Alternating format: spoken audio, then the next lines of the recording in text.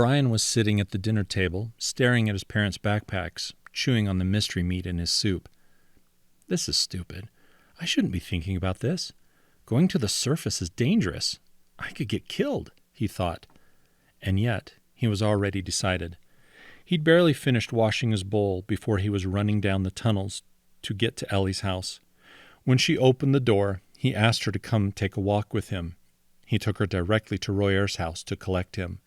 He led them to a tunnel where unfinished homes were so no one could listen to their conversation. Okay, what's the plan this time? Royare said, folding his arms. We've been waiting for this one. Ellie also folded her arms and stood shoulder to shoulder with Royare. Brian took a deep breath. Okay, let me explain the whole thing first before you say I'm crazy or stupid or probably both. He waited for them, and seeing their raised eyebrows, he continued. They're short on raiders, and I heard that the new group in training won't be ready for a while. And to go up the elevator, you need a raider pass key. Raiders need to be able to run a lot, right? And we've grown up with the raiders, right? This is the part where we stop you and tell you you're insane, Ellie said. There is no way we can get up there. We don't have gear or pass keys. One look from the gatekeeper lady, and she'll know who we are. Royare threw his arms down in exasperation. There's no way we can do this. I have my parents' gear and pass keys. You have your dad's. We only need to go up for an hour, and then come back down. If we find something, we can bring it back, but it's only for an hour. No, Royare stated. This is the mother of all bad ideas. Ellie shook her head. Brian gave a sigh of frustration and turned around, looking for help, but it was just a pile of metal parts, which the welders would be assembling into a home. He pointed to the pile of steel. You both told me you want to see what the surface looks like. Instead of cement and rusting metal, this is our only chance. My parents are going to be sent home from the hospital soon. The same with Royare. They'll turn in their elevator passes, and our chances of being a raider will be gone with them. This is it, guys. You're crazy, Ellie said. What she said, Royare pointed to her. Then I'm going alone. I'm decided. Tomorrow is Saturday. I don't have work or school. I'll be back in time for lunch with my parents. I'm going to bring them both a flower from the surface. Royare shook his head.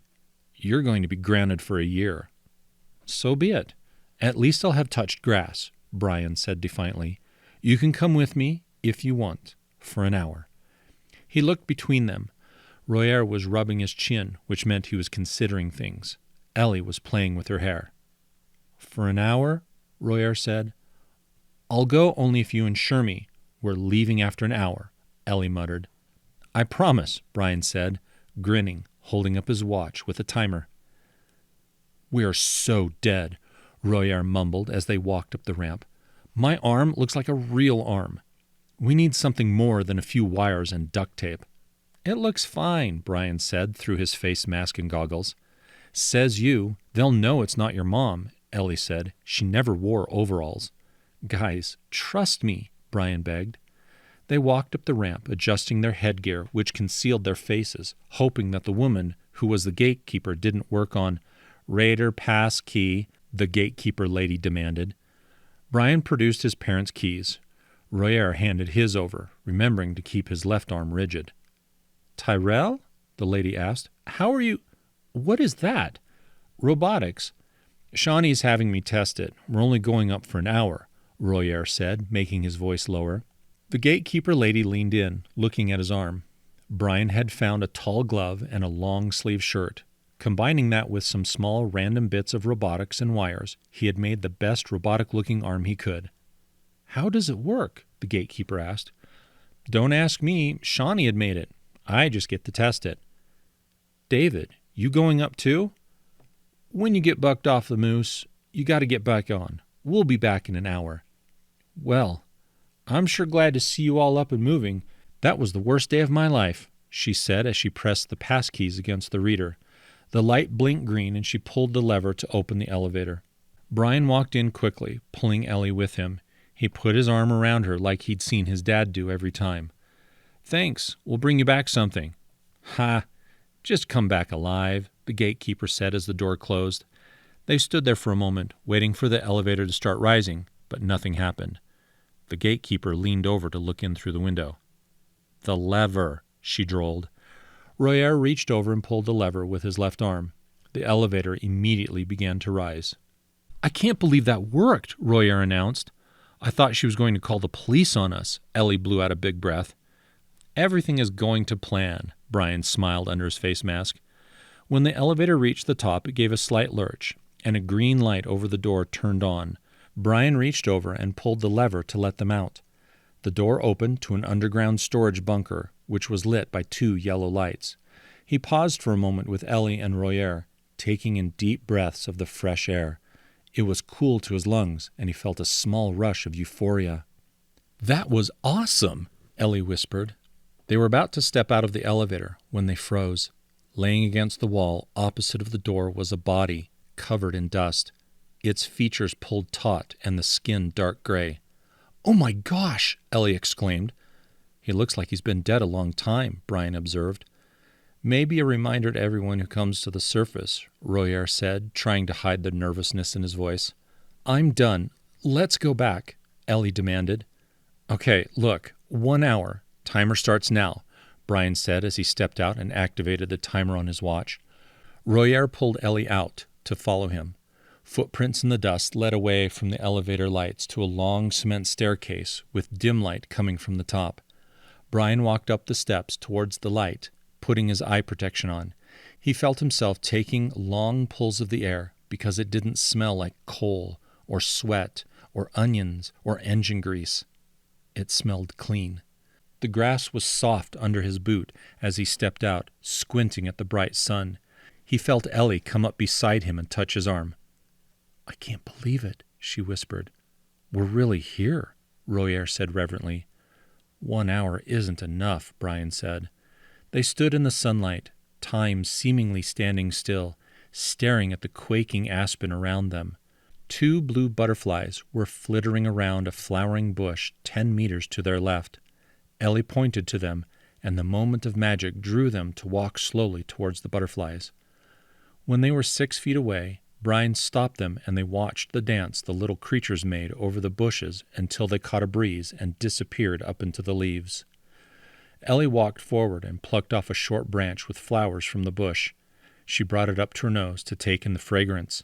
Brian leaned in and she shared it with him, her eyes bright with excitement. He glanced at his watch. 15 minutes had already passed. "Hey guys, look at this," Royare called to them. They looked and noticed him standing at the edge of the grove of trees. Walking over, they saw the hulking mass of a downed ark, its 6 legs twisted and bent in odd angles. A massive hole in the top showed what caused it to go down. "Looks like someone placed a big bomb on that one," Brian observed. "My dad said they used magnetic mines with timers. He told me about this one, how he'd always wanted to search it for any hidden power cores. They had something like 30 in them, spread around to all the vital parts." Brian noticed something and walked a little to the side of the large robot.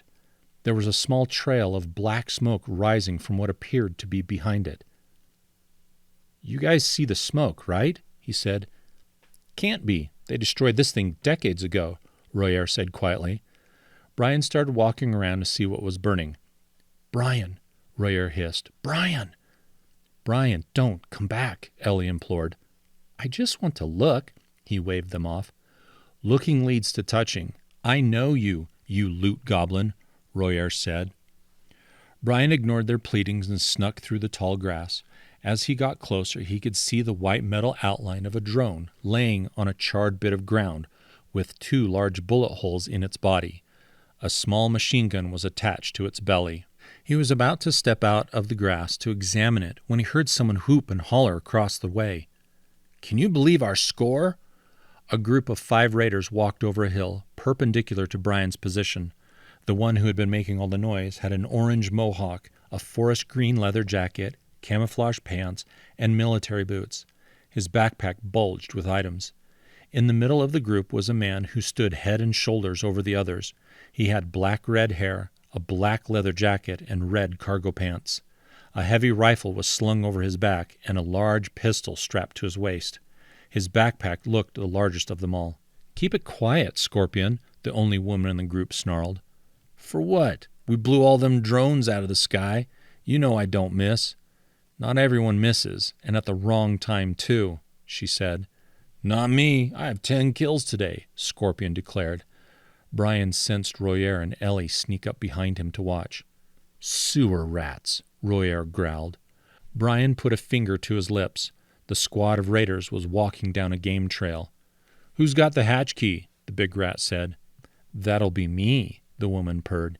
You want to go down the ladder in front of me?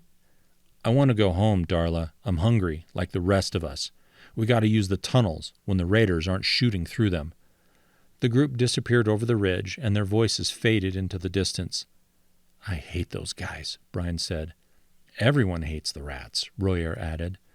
They sat watching the forest where they had disappeared into for a few minutes. Ellie tugged at their shoulders and pointed at the smoke. Are you guys going to pop that drone open or what? I think we're almost out of time. Brian realized she was right after glancing at his watch. They had somehow already used up 45 minutes. He pulled his pry bar from his backpack and started working open the metal panel on the drone. The metal protested with some groaning and a squeal before it popped open. Grab the driver motor. Those are valuable, Royare pointed. It's got a lot of ammo in it, Brian said as he pulled out the tray of bullets and slid it into his pack. The power cell has a green light. Take that, Ellie pointed over their shoulders. Brian looked up, watching the forest for a moment to make certain none of the rats had heard them. They pulled wires and circuits and a few other bits and bobs from it before Brian's watch started beeping softly. He turned and looked at both of his friends. That's an hour. A promise is a promise, he said. Is it really time? Ellie asked. That can't be an hour. We can't go home yet, Royare pleaded. We can come back another time, Brian offered. They secured their packs and were walking around the enormous frame of the fallen robot when the rapid fluttering of propellers hit their ears. Drones, Royare warned. A lot of them, Ellie announced. They dove under the giant metal legs and cautiously peered out to see what was making the sound.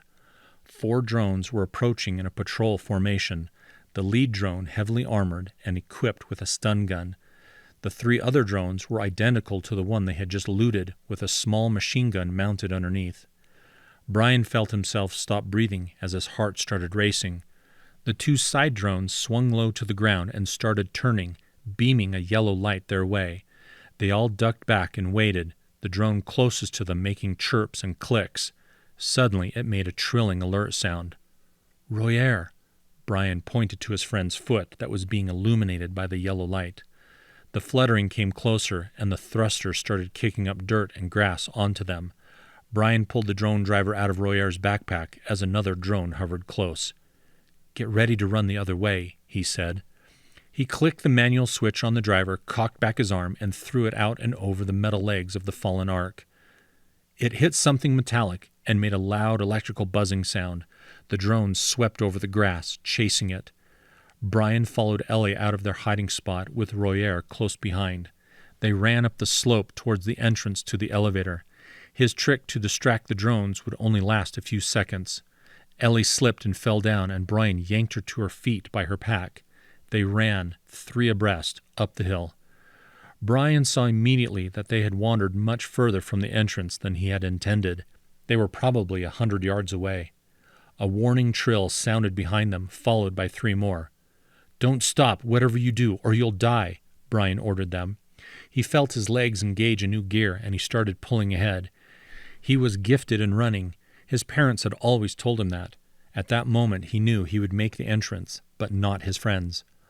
Off to the side, he noticed an ancient building that had partially collapsed, its rock walls almost hidden by young trees and bushes. Keep going, he said, and turned hard to the left, slipping away from his friends at a 90-degree angle. He knew something about the drones that his friends didn't. They had a one-track mind. He watched as they all locked on him and changed their flight angle to chase. The 2 wasps in the front clicked into hover mode to charge up their guns. 3 seconds. Brian started counting. At the count of 3, he dove behind the stone wall just as a spray of bullets hit the rocks. Rolling, he kept his momentum and ran around the corner of the house, hoping it had a window. His gamble paid off as the dark rectangle of a blown-out window appeared. The 3 other drones whipped around the building, and he leaped through just as a stun shot bounced off the frame. He crouched against the wall, trying to catch a few breaths. The one corner of the house had been destroyed, leaving a gaping hole, and half the roof was collapsed. In the other corner was a broken chair and an old bureau, its drawers scattered about the house. Brian looked desperately for something. He hadn't brought any weapons or even a smoke grenade. He could throw the leg of the chair, but that wouldn't attract the drones. They sought out unique sounds, or the form of a human fleeing. Bullets hit the open window, and he flinched away. His parents had told him that the drones would use tactics to flush people out of hiding so they would get a better shot. It had almost worked. The panic that coursed through him was nothing like he'd ever felt. His palms were sweaty, and his mouth was dry. Jetted wind started flowing in through the door as one of the drones was attempting to enter the house. Brian slid his pry bar from his pack. He was going to at least give them a fight. If worse came to worse, he could crawl to the elevator. He took a step to position himself for the assault when something squeaked under his foot. He lifted his shoe to reveal the dusty shape of a rubber ducky. He picked it up and compressed it. It let out a high-pitched squeak, and the drones let out their alert sound again. Bullets started hitting the wall next to him, and he glanced up in time to see one of the drones had almost found an angle on him. He rolled to the side, finding himself in the sights of another drone. He had one shot at surviving. He wound up and threw the rubber ducky out the window into the forest as far as he could. He heard it hit a tree, making a loud squeak, and then squeak lightly again as it bounced on the ground. All the drones outside made their target alert chirp and zoomed off to find it, but the one in the door made a different sound as it charged up its stunner. Brian leapt to his left, rolling just as the shot snapped past him, clicking against the rock wall. He grabbed his pry bar with both hands and started hacking at the drone. It shrieked and beeped as he chipped away bits of its armor. He had to spin out of the way as it tried to shoot him again with a stun shot. He raised both hands high above his head and brought the pry bar down with as much force as he could against its exposed thruster. It erupted in a small burst of flames as it teetered in its balance, crashing against the doorframe. Brian leaped upon it, hacking and slashing, the pry bar vibrating like a swarm of angry bees in his hands. But he didn't stop until he broke the back thruster and the drone flopped to the ground. Seeing it destroyed, he bolted out the door and ran up the hill towards the bunker, his lungs burning like he drank liquid fire. "Run!" Royare shouted. "They're right behind you!" Brian dove behind a large rock as a torrent of bullets tore up the ground and spit chunks of dirt all over him. He counted to 6 when the shooting would stop and leaped up to run towards the entrance. Royare and Ellie retreated back inside as he slid down the stairs after them. "Go! All the way to the bottom! The drones will only go so far down a tunnel," he ordered. They raced down the stairs and through the bunker. Ellie reached the control panel first and opened the door to the elevator. The sound of the drones following them echoed down the stairwell.